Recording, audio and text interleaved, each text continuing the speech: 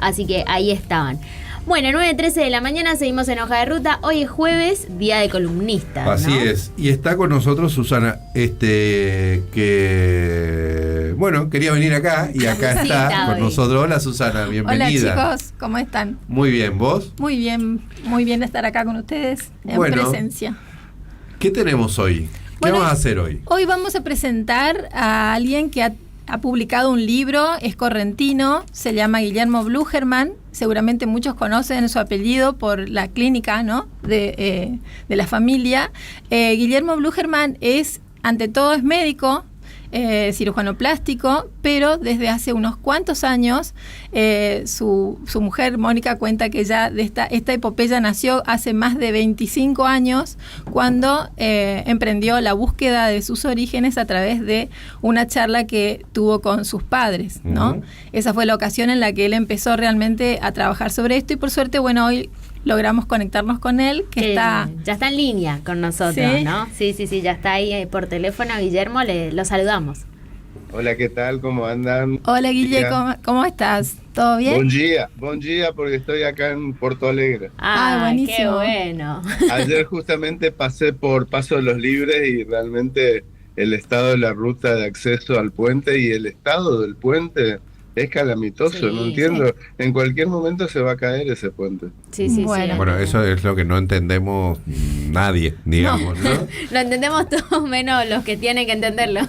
Bueno, en medio de todo este escenario que es Corrientes hoy, ¿no? 1984, Proa a la ilusión, es el nombre de tu libro, que muestro acá. Hermoso, realmente. Y la construcción de este libro en realidad es en sí una epopeya también, más allá de la que narra la historia en sí, tu búsqueda, que lleva más de 20 años, como conté recién. ¿Cómo nos contás esto? ¿Cómo se gestó? Bueno, a mí me empezó a interesar la genealogía en el 2000 más o menos, cuando justo 99.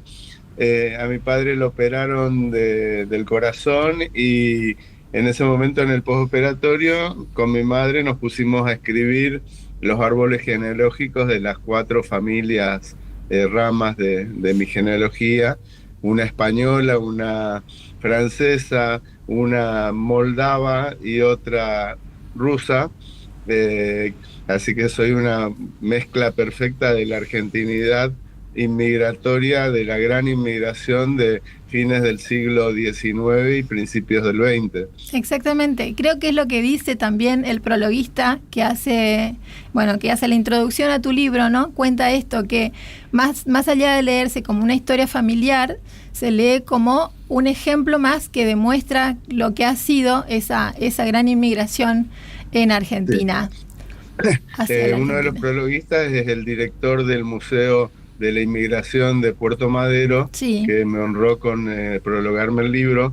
Y realmente en el libro anterior yo contradigo lo de que los argentinos nos trajeron los barcos, porque yo encontré en Polonia en un viaje un librito que era un libro en el cual se hacía la propaganda de la Argentina como lugar de inmigración para los judíos rusos. Sí. Entonces yo digo que a los judíos nos trajeron los libros y no los barcos. Sí. Pero en este libro lo que hago es contar la saga familiar. Exacto. Desde que salieron de su pueblito, que era una colonia agrícola en Ucrania, ahora invadida por Rusia, en la cual tomaron primero un carro, después se subieron a un barco y de ese barco bajó por el río Dnieper hasta Odessa, de Odessa otro barco en el cual fueron hasta Génova, pasando por Estambul, los Dardanelos,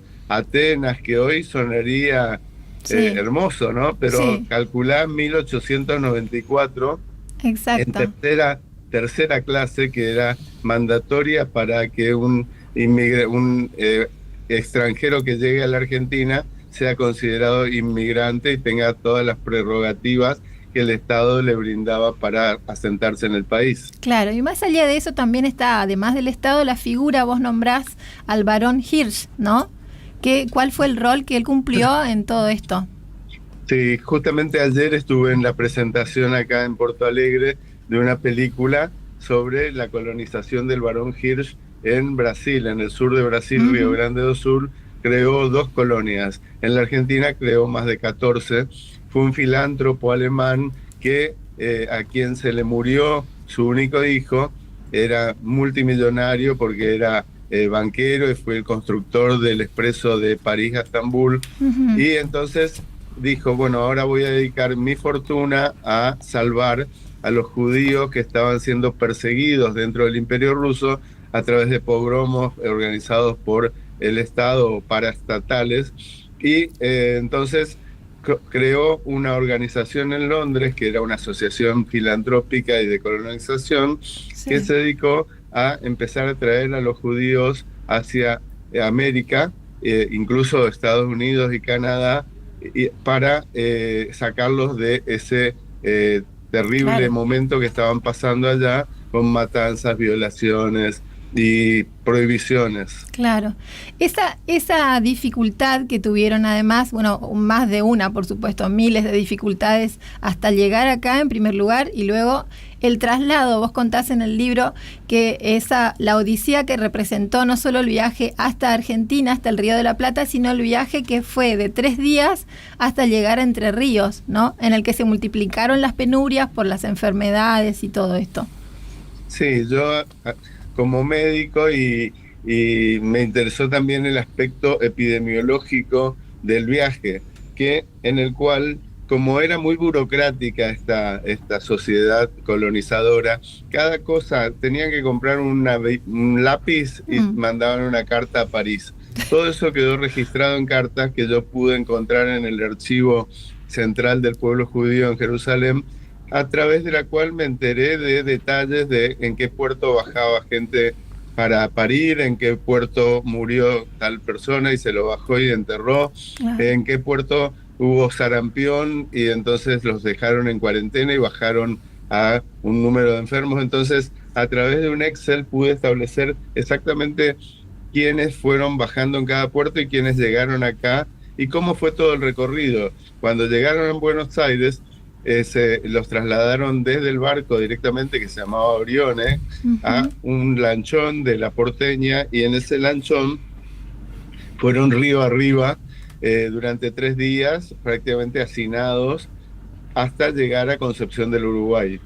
Concepción del Uruguay los trasladan a un tren hasta Basavilbaso, otro tren hasta Domínguez, carretas hasta Villa Clara, donde se establecen en una colonia, y ahí se desencadena una epidemia de tifus exantemático que es perfectamente descripta por el médico de la colonización y enviado el reporte tanto a París como al Ministerio de Salud Pública de la Argentina. Entonces todo eso fue una suerte, entre comillas, para la desgracia, ¿no? Sí, pero para el investigador me sirvió mucho. Claro, y este médico en particular, que se llamó Noé Yarcho, no sé si lo pronuncio bien, tuvo un rol fundamental. Además mostró una entrega impresionante hacia el grupo que había llegado, ¿no? Porque hasta perdió una hija, digamos, corrió los riesgos que significaba todo esto de recibirlos en su propia casa para curarlos, porque no había lugares, no había hospitales, había que hacer un montón de trámites para poder alojarlos y poder trabajar sobre estos enfermos, para decirlo de alguna forma, ¿no? Hay una foto que yo quiero mostrar, que fue una de las... Bueno, ese es otro tema del libro que me parece muy interesante, muy buen trabajo de fotos, de registro, no solo fotos familiares, sino también esta foto, ¿no?, que registra a la familia del médico Noé Yarcho, el médico milagroso, junto a su mujer, con una expresión claramente triste, apesadumbrada, y un espacio en medio de la otra hija, pues la más pequeña había muerto justamente en estos días, ¿no? Y además de esas fotos está las colaboraciones que recibiste de Bernatene, de tu amigo personal ya ahora, ¿no?, que incluyó las reproducciones de las obras pictóricas que llevó adelante con tierra de Ucrania, ¿no? Así es.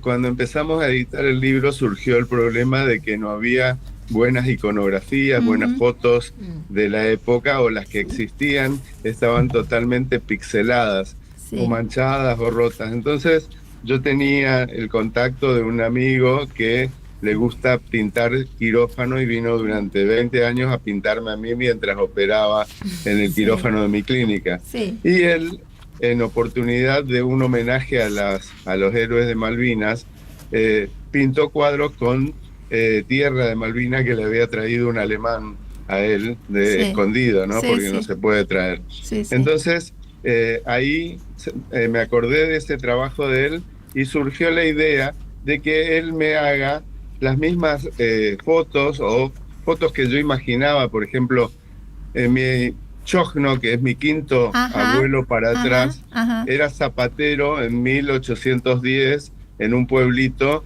en Ucrania que se llamaba Zdemenujá, y o Campos de Paz en español. Y entonces le digo, hacé mi cara como haciendo de zapatero, y entonces ahí surgió. Esta es obra de Julián, en la cual Sí. pinta los soldados de Malvinas. Sí. Entonces, en esta obra me inspiré yo para que él haga esto, Claro. que fue el barco Sí, en el sí. cual llegaron Sí, mis sí. ancestros, y que muestra, le dije, pone Oriones, pone los rusos mirando el horizonte, etcétera. Entonces, todo eso me sirvió muchísimo para ilustrar la historia Claro. de la colonización, sumada a otras obras de parientes míos, de una de mi madre inclusive, que en alguna época se dedicó a pintar, que era una marina y tenía algo que ver con el tema. Fotos de mis hijas también, que son artistas. Sí. Entonces fue una melange, como hablando Claro. francés, para la profesora. Colaboraron varios. Guillermo, ¿cómo estás? Eduardo te habla en este caso. ¿Cómo andás? ¿Qué es este libro? ¿Es una crónica de viaje? ¿Es un informe? ¿Cuál es es una crónica? ¿Qué es?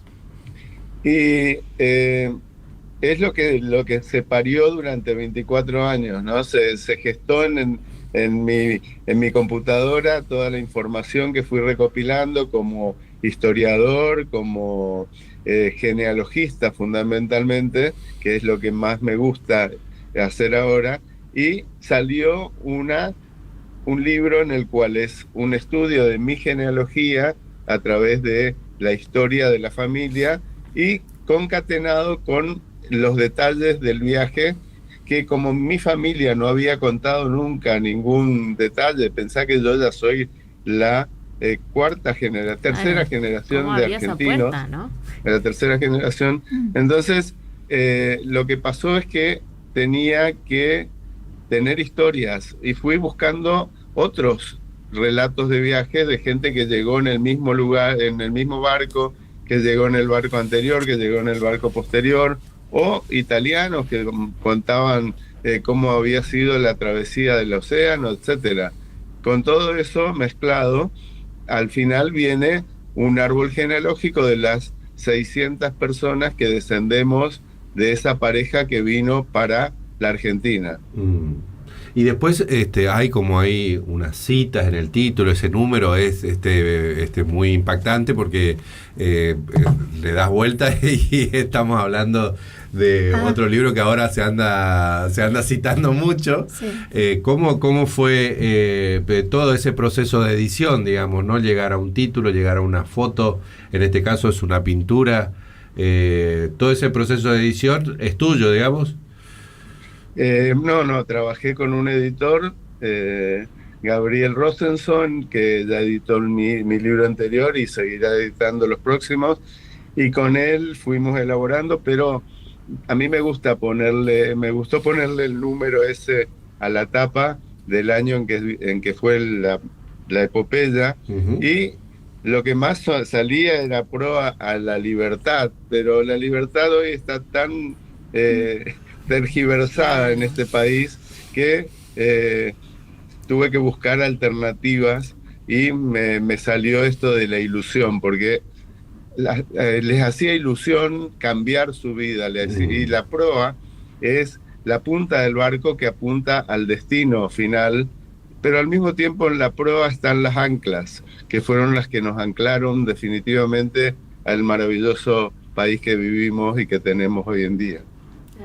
Guillermo, hay algo interesante en tu libro que es esto de generar un contenido que antes no estaba, ¿no? Imagino que ese trabajo fue muy arduo para vos. Bueno, lo venís señalando un montón de veces, 25 años trabajando en esto, pero es una experiencia interesante en este sentido, aportar un dato al estado del arte que no está, ¿no?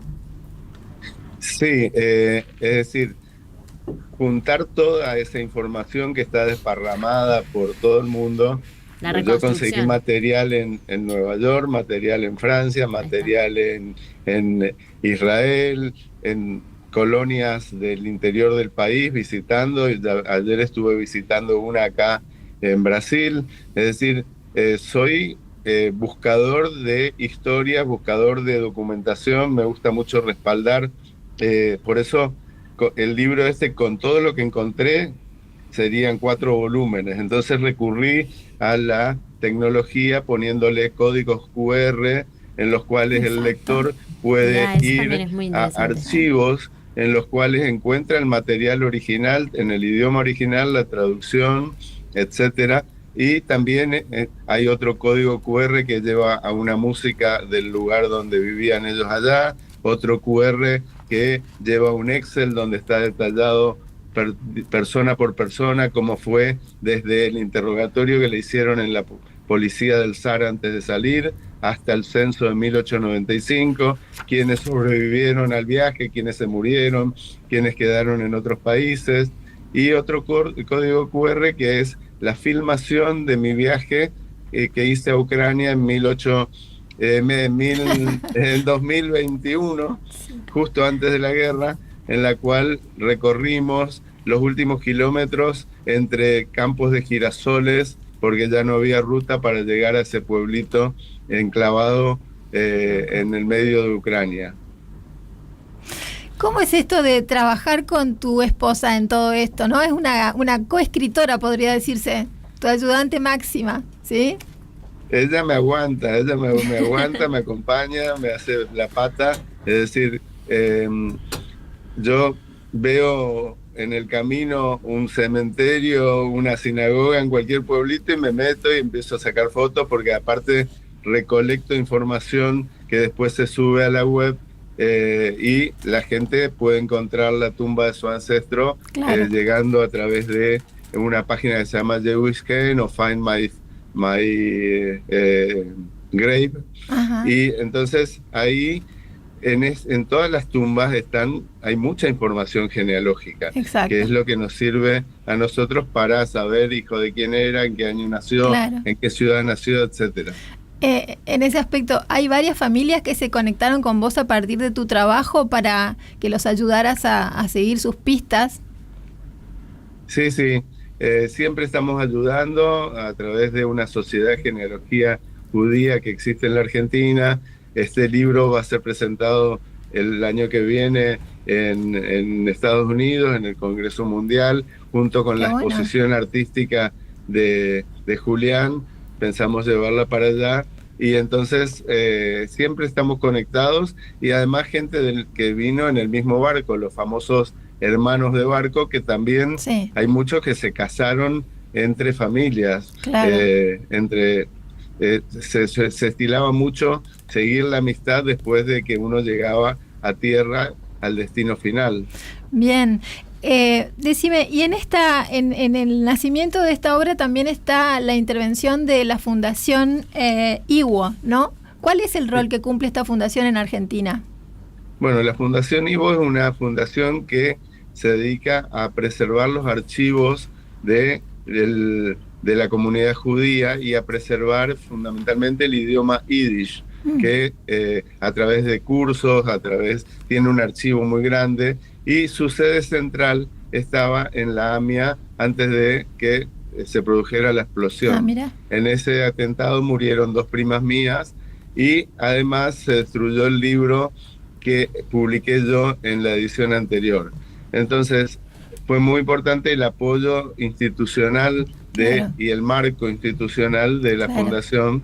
Aunque ayer, cuando quise venir para Brasil, y pasar por la frontera del Uruguay, me mandaron para atrás porque traía 20 libros que traía para mis parientes brasileños. Me dicen, no, está prohibido importar libros al Uruguay sin permiso. Es un Debe problema. ser que los libros son peligrosos. Parece Sin que- duda estamos volviendo Parece que al sí. pasado. Parece que sí. Bueno, Guillermo, como dijiste, anunciaste recién, va a haber otros libros, así que quedamos atentos a tu trabajo y a, Sí. a los avances sobre los que estés. ¿Estás trabajando en algo concreto?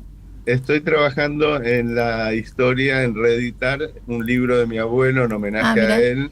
La historia de Zacarías Sánchez, un prócer correntino muy poco conocido, que fue el que reemplazó al perito Moreno, era el perito Zacarías Sánchez, Mira. que fui al Instituto Geográfico Militar ahí por la calle Cabildo y digo, estoy buscando información sobre Zacarías Sánchez.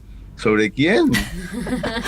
Entonces, ahí estuve en el archivo de la provincia con el director y vamos a trabajar juntos para sacar a la luz toda la historia de este prohombre correntino que se enfrentó a Mitre cuando Mitre quería regalar tierras a Bolivia en el Tratado de Límites. Él le dijo, de ninguna manera voy a poner mi firma en regalar tierras que pertenecen al pueblo argentino, y renunció. Mira qué bien. Bueno, Guillermo, entonces, bienvenido al club de los escritores, ya con tu segundo libro, y esperamos muchos más. Muchas gracias Bueno, por la muchas entrevista. Gracias. Buen Gracias, viaje. Susana. Que pasen muy bien. Hasta luego, gracias Guillermo. Bueno, ahí pasaba con nosotros Guillermo, gran trabajo, ¿no? Bueno, y 25 años. ahí esa edición es en papel, Es papel pesado. Es de- papel pesado, es papel, es papel ilustración, aunque opaco, digamos, no tiene el lustre, pero sí, es un muy buen trabajo. Como él dijo, tiene un montón de QRs que refieren a otras obras, incluso a la documentación que ¿Y ese llevó libro está para la adelante. venta? Está a la venta, por supuesto, en capítulo 1. Ok. Susana, bueno, muchas gracias por esta columna y nos vemos el jueves. Nos vemos el jueves, sí. Muchas gracias a ustedes. Susana. 9:36 de la mañana, nosotros hacemos una pequeña pausa.